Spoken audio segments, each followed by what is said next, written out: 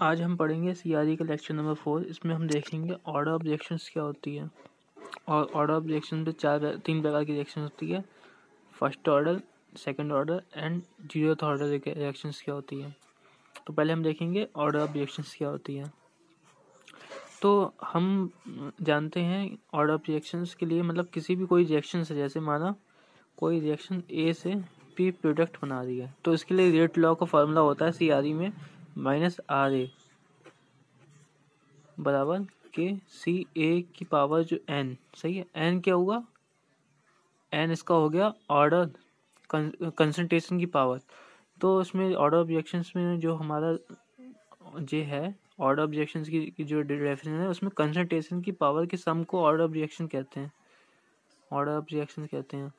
यानी जैसे जे के सी एन है, जैसे माना आर ए जे रिएक्शन हो रही है के सी ए की पावर अल्फा प्लस के सी बी की पावर बीटा, जिन दोनों की मानो पावर है, सही है। तो इसके सम को, जो कंसंट्रेशन है इसके पावर की सम को, तो इसका पावर की सम क्या होगी, अल्फा प्लस बीटा, सही है।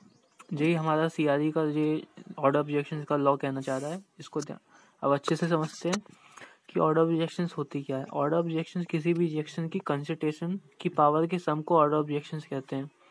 माना हमने कोई रिएक्शन ली, जिसकी केमिकल रिएक्शन ली, जैसे ए कैपिटल ए जे एक रिएक्शन ली है, rate law of this given, मतलब इस इक्वेशन के हिसाब से हमने रेट लॉ लिखा कि -A बराबर के सी ए की power alpha minus C B की पावर बीटा, सही है। जो एक कंपोनेंट है दो कि एक कंपोनेंट है उसकी पावर अल्फा है, एक बी कंपोनेंट है।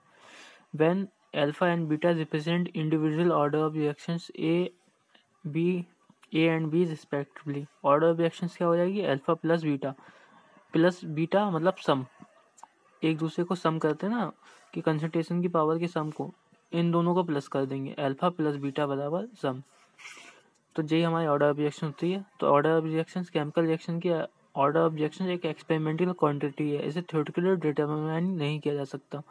मतलब हम इसको एक्सपेरिमेंट के द्वारा ही निकाल सकते हैं किसी भी रिएक्शन में। यह तीन प्रकार की होती है, zeroth order, first order reaction और सेकंड ऑर्डर रिएक्शन। ये इंपॉर्टेंट है, जैसा ऑर्डर ऑफ रिएक्शन आता भी है कि पेपर में कि ऑर्डर ऑफ रिएक्शन बताओ, फर्स्ट ऑर्डर बताओ, सेकंड ऑर्डर बताओ, जीरोथ ऑर्डर बताओ। तो इसको दोबारा रिपीट करते हैं कि कंसंट्रेशन की पावर की सम को हम ऑर्डर ऑफ रिएक्शन कहते हैं। एक इक्वेशन लिखेंगे, एक ऐसी जनरल इक्वेशन बना देंगे, फिर रेट लॉ लिखेंगे कि सी की पावर एन, फिर इन दोनों को प्लस कर देंगे। फिर हम बताएंगे कि एक एक्सपेरिमेंटल क्वांटिटी है, थ्योरेटिकल क्वांटिटी डिफाइन नहीं किया जाता।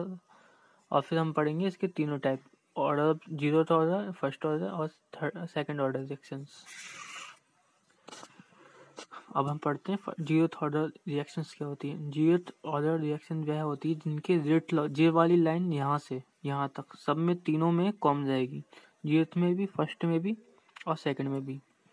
रिएक्शंस पढ़ लेना, एक आध याद कर लेना इन सबके एग्जांपल के लिए। जीरोथ ऑर्डर रिएक्शन वह रिएक्शन होती है जिनके रेट लॉ में उपस्थित कंसंट्रेशन की पावर का सम जीरो होता है, सही है। फर्स्ट ऑर्डर में क्या होगा, कंसंट्रेशन की पावर का सम एक होता है। सेकंड ऑर्डर में क्या होता है, कंसंट्रेशन की पावर का सम सेकंड होता है। अर्थात रेट ऑफ रिएक्शंस रिएक्टेंट की कंसंट्रेशन पर डिपेंड नहीं करती, जीरो है तो कंसंट्रेशन पर डिपेंड नहीं करेगी। ये एक तुम्हारी रिएक्शंस हो गई, चाहे जे वाली याद कर लेना। अब फर्स्ट ऑर्डर रिएक्शंस देखते हैं। फर्स्ट ऑर्डर रिएक्शन वह रिएक्शन होती है जिनके रेट लॉ में उपस्थित कंसंट्रेशन की पावर का सम 1 के इक्वल होता है, ये इक्वेशन लिख देना। अब हम सेकंड ऑर्डर रिएक्शन देखते हैं। सेकंड ऑर्डर रिएक्शन वह होती है वह रिएक्शन जिनके रेट लॉ में उपस्थित रिएक्टेंट की कंसंट्रेशन की पावर का सम 2 के इक्वल होता है, और ये रिएक्शन लिख देना, ठीक है। आई होप समझ में आया होगा आपको। इसका स्क्रीनशॉट ले लेना आप, ऑर्डर ऑफ रिएक्शंस क्या होती है।